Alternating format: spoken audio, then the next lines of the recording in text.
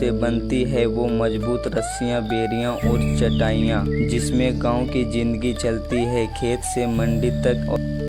स्वागत है दोस्तों मेरे इस व्लॉग में। आज मैं आपको ले चल रहा हूँ खेतों की खूबसूरती में। हरियाली से ढकी जमीन, ठंडी हवा का झोंका और पक्षियों की चहचहाहट मन को एक अलग ही सुकून देती है। ये खेत सिर्फ अनाज नहीं उगाते, ये मेहनत, प्यार और जीवन की उम्मीद भी बातें हैं। तो आइए महसूस कीजिए गांव की मिट्टी की खुशबू और खेतों की सादगी। जाते जाते एक छोटा सा खजूर का पेड़ दिखा। छोटा जरूर था मगर उस पर खजूर भी लगे हुए थे। जिंदगी की तरह छोटा कद लेकिन फल देने की ताकत रखता था। सच में प्रकृति हर पल कुछ सिखा जाती है, बस महसूस करने की देर है। फिर आगे बढ़े तो देखा एक बड़ा पेड़ और उसमें भी वही खजूर झूम रहे थे। चलो आप लोगों को जूम करके दिखा देते हैं अच्छा से।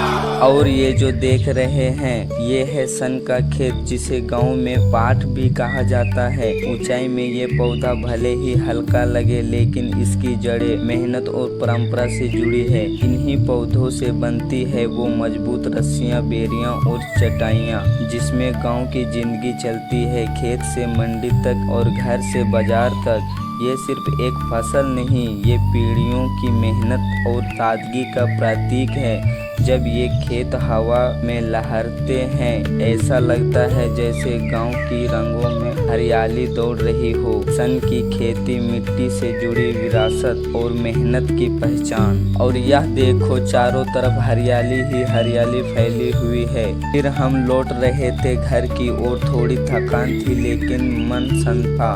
तभी रास्ते में नजर पड़ी ये रहा भिंडी का खेत। हरे भरे पौधे कतार में खड़े जैसे सलाम कर रहे हो। हर पत्ते में मेहनत की खुशबू और हर भिंडी में एक किसान की उम्मीद। फिर ये नज़ारे देखकर हम चल पड़े घर की ओर। मन भरा हुआ था और दिल में एक अजीब सी शांति। और वो देखो हम लोग का गांव दिख रहा है।